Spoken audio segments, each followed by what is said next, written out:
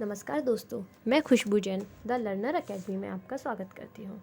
चलिए अपने current affairs के सेशन को आगे बढ़ाते हैं और लेते हैं आज की फर्स्ट न्यूज़। आज की पहली न्यूज़ है 13वीं इंटरनेशनल अरब फिक्शन अवार्ड 2020 से किसे सम्मानित किया गया है, तो वो है अब्देलुहाब अस्साउई। अब्देलुहाब अस्साउई को कौन से अवार्ड से सम्मानित किया गया है? अरब फिक्शन अवार्ड 2020 से सम्मानित किया गया है। तो इन्हें ये अवार्ड क्यों दिया गया है? इनका एक उपन्यास था 2018 में जो प्रकाशित हुआ था, स्पार्टन कोड के लिए इन्हें ये अवार्ड दिया गया है। तो ये क्या है? अरब फिक्शन अवार्ड। ये अरब का सबसे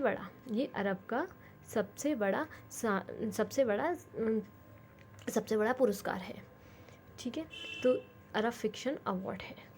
ठीक है दोस्तों, ये किसकी तरफ से दिया जाता है? ये द ब्रूकर प्राइज़, ये लंदन का द ब्रूकर प्राइज़ फाउंडेशन की तरफ से दिए जाने वाला पुरस्कार है। तो चलिए अपन दूसरी न्यूज़ की बात करते हैं। ये सेकंड न्यूज़ है, हाल ही में किसने FB मैसेंजर पर हेल्थ अलर्ट नाम से कोविड-19 के लिए एक इंटरेक्टिव सेवा शुरू की है। तो किसने शुरू की है इंटरेक्टिव सेवा? WHO ने। क्यों शुरू की है FB मैसेंजर पर हेल्थ अलर्ट? क्योंकि है ताकि आम आदमी पर हर व्यक्ति को इंटरेक्ट किया जा सके।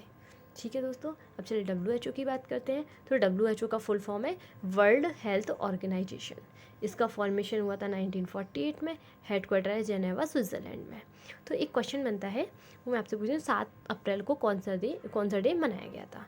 तो एक और क्वेश्चन है इससे रिलेटेड कि WHO के साथ में मिलकर कोविड-19 के लिए जागरूकता फैलाने के लिए प्रियंका चोपड़ा ने समझौता किया है। किस अभिनेत्री ने समझौता किया है? प्रियंका चोपड़ा ने। चलिए WHO की बात कर रहे हैं, तो WHO का रिसेंटली एक और के कारण से ये चर्चा में चल रहा है कि अमेरिका ने WHO को प्रदान की जाने वाली फंडिंग पर रोक लगा दी। तो अमेरिका ने फंडिंग पर रोक क्यों लगा दी? उसने आरोप लगाया कि WHO ने जो कोविड-19 महामारी चल रही है उसको छुपाया और इस पर ज़्यादा ध्यान नहीं दिया जब ये चाइना में फैल रही थी। हाँ, तो चलिए अमेरिका की बात करते हैं। अमेरिका USA की बात करते हैं, इसकी कैपिटल है वाशिंगटन DC। प्रेसिडेंट है डोनाल्ड ट्रंप। इनकी वाइफ है मेलियाना ट्रंप। इनकी एक बुक है the art of until here deal the untold story. ठीक है दोस्तों, और अमेरिका का क्या था? एक नेशनल पार्क अभी बहुत ही चर्चा में था, ब्रुक्स नेशनल पार्क। तो क्यों चर्चा में था? क्योंकि वहाँ पर एक बार कोरोना पॉजिटिव पाया गया था, इस कारण से वो चर्चा में रहा था। चलिए दोस्तों, अब आगे चलते हैं, नेक्स्ट न्यूज़ की बात करते हैं। नेक्स्ट न्यूज़ है कोविड-19। नेक्स्ट न्यूज़ है अपनी कोविड-19 की महामारी के बीच दक्षिण कोरिया में संसदीय चुनाव हुए हैं। कहाँ पर? दक्षिण कोरिया में संसदीय चुनाव, यानी ये है कोविड-19 के बीच इलेक्शन कराने वाला ये पहला देश बन गया है, विश्व का पहला देश बन गया है जिसने इस महामारी के बीच में नेशनल इलेक्शन कराए हैं। इस चुनाव में 62.6% वोटिंग हुई है। 62.6% वोटिंग हुई है। यह 28 सालों में पहली बार इतने वोट पड़े हैं। यहाँ के प्रेसिडेंट कौन है? मून जे इन।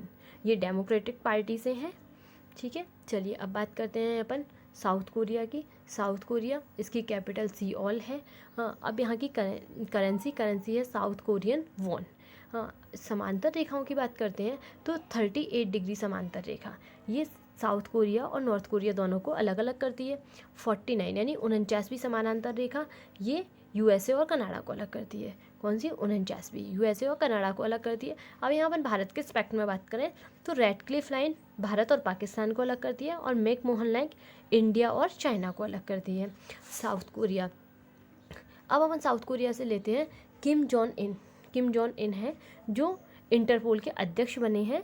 और साउथ कोरिया क्या है? ये 5G मोबाइल नेटवर्क को लॉन्च करने वाला पहला देश है।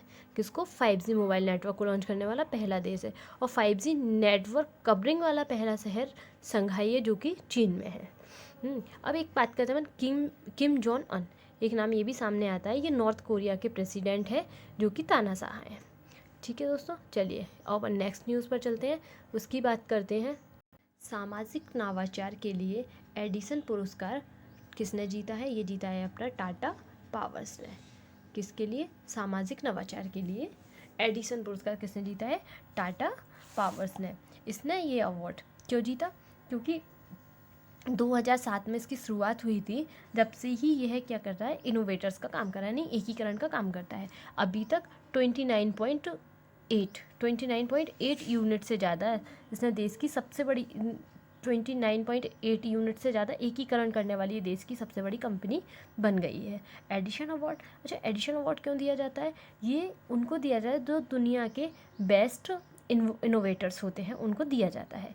ये अवार्ड थॉमस एल्वा एडिशन के नाम पर रखा गया था। इसका नाम एडिशन अवार्ड, वो तो एडिशन नाम है तो सीधा देख के ही समझ आ रहा है कि थॉमस एल्वा एडिशन के नाम पर इसका नाम रखा गया था। इन्होंने क्या किया था? इन्होंने इलेक्ट्रिक बल्ब का आविष्कार किया था। अब बात करते हैं टाटा पावर्स की। तो टाटा पावर्स की शुरुआत कब हुई? टाटा पावर्स की शुरुआत हुई थी 2007 को। 2007 में इसकी शुरुआत हुई। इसका हेडक्वार्टर मुंबई में है और इसके CEO प्रबीर सिन्हा है। चलिए दोस्तों, अब नेक्स्ट न्यूज़ की बात करते हैं। नेक्स्ट न्यूज़ है यूनेस्को की विश्व धरोहर समिति का 44वां सत्र स्थगित कर दिया गया है। ये 44वां सत्र स्थगित कर दिया गया है। इसका आयोजन कहाँ होना था? इसका आयोजन चाइना में होना था। यानी अभी बहुत सारे इवेंट्स को स्थगित किया है, तो साथ में इसको भी स्थगित कर दिया। ये चाइना में जून जुलाई के मंथ में होना था। कब होना था ना? ये जून जुलाई मंथ में। इसके कारण और भी इवेंट्स हैं जिनको स्थगित किया गया है। जैसे कि अपना फीफा, फ्रांस में साइकिल रेस टूर्नामेंट होना था, वो स्थगित हुआ। 2021 में होने वाले एशियन यूथ गेम्स वो स्थगित हुए हैं। अपना एशियन गेम्स ये चाइना में होने थे, एशियन गेम्स भी और एशियन यूथ गेम्स भी। विंटर ओलंपिक चाइना में होना था 2022 में, स्थगित हो गया। महिला हॉकी वर्ल्ड कप, कौन सा? वुमेन हॉकी वर्ल्ड कप, ये कहाँ होना था? स्पेन और नीदरलैंड में होना था। और मेंस हॉकी वर्ल्ड कप ये इंडिया में होना है। ठीक है दोस्तों। और FIFA men's world cup Qatar में। Women's T20 world cup South Africa में होगा। और ये सब अपने 2022 में होंगे। 2022 में ही FIFA men's basketball world cup होगा ऑस्ट्रेलिया में। और 2023 में क्या होगा? Men's cricket world cup Bharat में होगा। और 2021 में वुमेन्स क्रिकेट वर्ल्ड कप ये न्यूजीलैंड में होगा। तो चलिए यूनेस्को की बात करते हैं। यूनेस्को की फुल फॉर्म होती है United Nation Educational, Scientific and Cultural Organization. इसका फॉर्मेशन 1945 में हुआ था। हेडक्वार्टर पेरिस, फ्रांस में है। ठीक है दोस्तों, चलिए आज के लिए इतना ही। धन्यवाद।